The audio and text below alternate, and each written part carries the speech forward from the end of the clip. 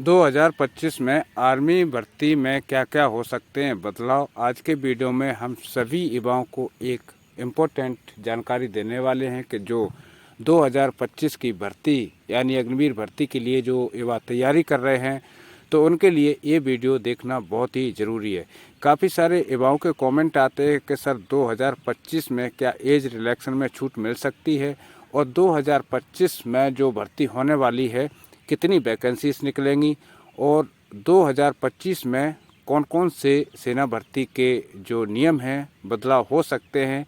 क्या फिजिकल पहले की तरह टफ हो रहा है या फिर फिजिकल में कुछ रिलैक्सन भी मिल सकता है, कितने नंबर की फिजिकल में छूट मिल सकती है।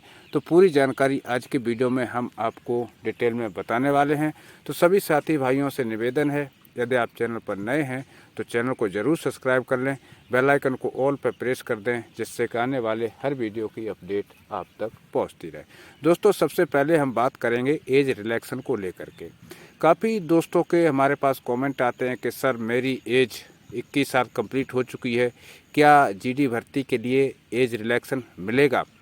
तो आपको मैं बता दूं कि सरकार ने एज रिलैक्सन को लेकर के 2022 में एक अपडेट जारी किया गया था जिसमें 17.5 साल से लेकर के और 23 साल के युवा सेना में भर्ती हो सकते हैं जीडी ट्रेड के अंदर। उसके बाद में ये फर्स्ट टाइम था, वो इसलिए था कि कोरोना काल में जो युवाओं के 2 साल बर्बाद हुए थे, यानी 2 साल कोई भी सेना की भर्ती नहीं निकाली गई थी, जिसको लेकर के सरकार के पास ये प्रस्ताव रखा गया कि उन युवाओं को भी एक मौका मिलना चाहिए जिनकी एज लगभग 23 साल हो गई है, ये 2 साल भर्ती न करने के कारण। तो सरकार ने फिर 2 साल का एज रिलैक्सन दे दिया गया था। 2022 में जो पहली भर्ती अग्निवीरों की हुई थी उसमें ये अपडेट जारी कर दी गई थी। अभी भी काफ़ी सारे जो युवा पूछते हैं कि क्या फिर से ये एज रिलैक्सन मिल सकती है 2025 में होने वाली भर्ती में। तो दोस्तों, अभी तक इस पर कोई भी अपडेट जारी नहीं हुआ है। रक्षा मंत्रालय की तरफ से जो लेटर जो भर्ती केंद्रों पर जाता है वह रक्षा मंत्रालय की तरफ से जाता है, तभी कोई अपडेट आती है। तो आप 23 साल उम्र अगर हो चुकी है तो आप जीडी के अंदर भर्ती नहीं देख सकते हैं, लेकिन टेक्निकल के अंदर आप भर्ती देख सकते हैं।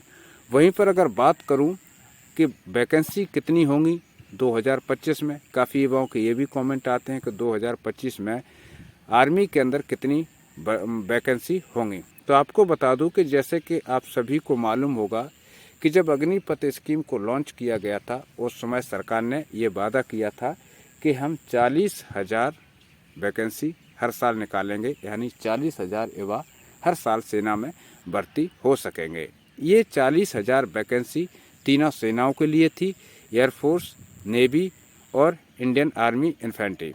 ये 40,000 थे, लेकिन सरकार ने ये भी बोला था कि पूरी साल में हम 40,000 भर्ती करेंगे। तो दोस्तों, आपको बता दूं कि एक साल में सिर्फ एक ही भर्ती अग्निवीर की सक्सेस हो पा रही है और उसके हिसाब से अगर बात करूं तो सरकार 40,000 का जो वादा कर रही है, जिसमें से मुश्किल से अगर बात करूं तो 17 से 18,000 युवा ही सेना में आ रहे हैं। तो आप ये निश्चित रूप से सोच लीजिएगा कि सरकार 40,000 का वादा तो करती है, लेकिन 22 और 23,000 का जो पर साल आंकड़ा है भर्ती होने का, सरकार ने अभी तक वह पार नहीं कर पाया है। तो अगर मिनिमम बात करूं तो 40,000 वैकेंसी तो सरकार की तरफ से रिले होंगी, लेकिन भर्ती केंद्रों पर वह भर्तियाँ पहुँचते पहुँचते काफ़ी कटौती हो जाती है। तो ऐसे में वो सभी युवा सोचते हैं कि हर जो युवा को अग्निवीर बनने का मौका का जो वादा था सरकार का, वह सिर्फ वादा ही वादा था। यानी इस साल भी लगभग 25,000 अग्निवीर भर्ती होंगे 2025 में। तो वैकेंसी भी 40,000 आएंगी, लेकिन भर्ती की अगर बात करूं तो 25,000 का आंकड़ा जो है छू सकता है 2025 में। क्या क्या और बदलाव हो सकते हैं भर्ती केंद्रों पर, तो उसके बारे में भी कुछ नज़र डाल लेते हैं। जैसे कि दोस्तों, भर्ती केंद्र का अपना अपना अनुशासन होता है, जो इंट्रैक्शन होते हैं सभी भर्ती केंद्रों के लिए सरकार की तरफ से बराबर होते हैं, बराबर आंकड़े होते हैं, फिजिकल क्राइटेरिया भी बराबर होती है। इसी को मद्देनज़र रखते हुए जो फिजिकल का जो टाइम टेबल है वह सेम रहेगा और जो शारीरिक मापदंड हैं वह भी सेम रहेगा, जैसे कि पिछले साल और काफ़ी लंबे समय से सेना में चला आ रहा है। काफ़ी बार सोचते होंगे कि जीडी का फॉर्म भरूं या टेक्निकल का फॉर्म भरूं, ट्रेडमैन का फॉर्म भरूं, आर्मी में जाऊं या फिर एयरफोर्स में जाऊं या फिर नेवी में जाऊं। तो मैं आपको बता दूं कि जो 25% सरकार ने परमानेंट रखने का प्रावधान किया है, तो ऐसे में 75% युवा खराब तो नहीं हो सकते हैं, या 75% जो अग्निवीर हैं वह खराब तो नहीं हो सकते हैं जिनको सरकार घर भेजने की तैयारी कर रही है। 25% वो कौन से युवा होंगे जो सेना में परमानेंट होंगे, बराबर मेहनत करते हैं, बराबर क्वालिफिकेशन है, बराबर पढ़े लिखे हैं। तो ये भी काफ़ी सारे अग्निवीरों के मन में ये सवाल चलता है और युवाओं के मन में भी ये सारा सवाल चलता है कि आखिर जो परमानेंट होंगे, जो 25% है, वह कौन से युवा हो सकते हैं। तो आपकी जानकारी के लिए मैं बता दूं कि जो 25% युवा परमानेंट होंगे उनका बटालियन में क्या स्थान है, जैसे कि जो अग्निवीर है बटालियन में किस स्थान पर हिस्सा ले रहा है, वह कहाँ कहाँ पर कितने इवेंट कर रहा है, जिससे कि बटालियन का नाम रोशन कर रहा है। वैसे तो अगर बात करूँ तो बटालियन में आज के समय में काफ़ी अग्निवीर हैं और हिस्सा भी ले रहे हैं, लेकिन बटालियन के लिए मेन फोकस कौन कर रहा है।